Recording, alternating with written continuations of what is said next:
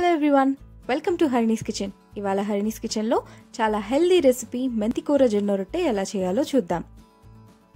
ముందుగా ఒక మిక్సింగ్ బౌల్లో సన్నగా తరిగిన మెంతి కూర ఒక కట్ట, సన్నగా తరిగిన ఉల్లిపాయ ఒకటి, తురిమిన క్యారెట్ ఒకటి, సన్నగా తరిగిన కరివేపాకు కొత్తిమీర, సన్నగా తరిగిన పచ్చిమిర్చి ఒకటి, ఒక స్పూన్ జీలకర్ర, సరిపడా ఉప్పు, కొద్దిగా పసుపు వేసి కలుపుకోవాలి. ఇందులో మెంతి కూర బదులుగా పాలకూర, తోటకూర కూడా వేసుకోవచ్చు.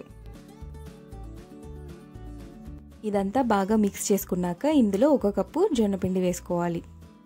ఇంత వెజిటబుల్ క్వాంటిటీకి నేను 1 కప్పు జొన్నపిండి మాత్రమే వాడుతున్నాను. వెజిటబుల్స్ ఎక్కువగా ఉంటే మనకి రొట్టె సాఫ్ట్గా వస్తుంది.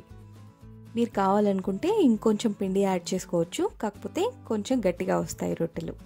ఇప్పుడు ఇందులో సరిపడా నీళ్లు పోసి పిండిని చేత్తో ఒత్తుకునే విధంగా మెత్తగా కలుపుకోవాలి.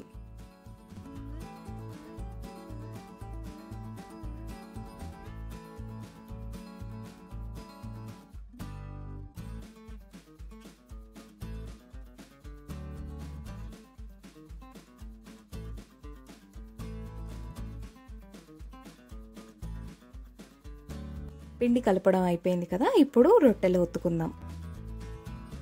ఒక పాలిథిన్ కవర్ పైన నూనె రాసి ముందుగా తడి పెట్టుకున్న పిండి ముద్దని కొద్దిగా తీసుకుని చేత్తో ఒత్తుకోవాలి. పిండి సాఫ్ట్గానే ఉంది కాబట్టి ఈజీగానే స్ప్రెడ్ అవుతుంది. ఇలా రౌండ్గా వచ్చేటట్టు పల్చగా ఒత్తుకోవాలి.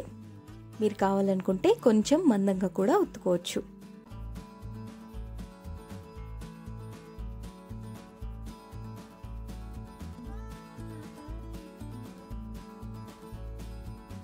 ఇప్పుడు రొట్టెని కాల్చుకుందాము. పాన్ పైన కొద్దిగా నూనె రాసి రొట్టెని జాగ్రత్తగా వేసుకొని 2 వైపులా నూనె అప్లై చేస్తూ మీడియం ఫ్లేమ్లో కాల్చుకోవాలి. మీరు కావాలనుకుంటే నెయ్యితో కూడా కాల్చుకోవచ్చు, లేదంటే వితౌట్ ఆయిల్తో కూడా కాల్చుకోవచ్చు.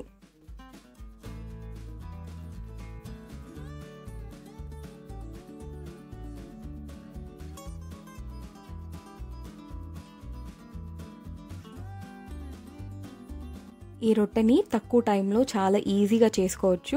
అలాగే ఈ రొట్టెని డిన్నర్లోకి, బ్రేక్ఫాస్ట్లోకి, లంచ్లోకి ఎప్పుడైనా తీసుకోవచ్చు. చాలా హెల్దీ, పిల్లల నుంచి పెద్దవాళ్ళ వరకు అందరూ తినచ్చు.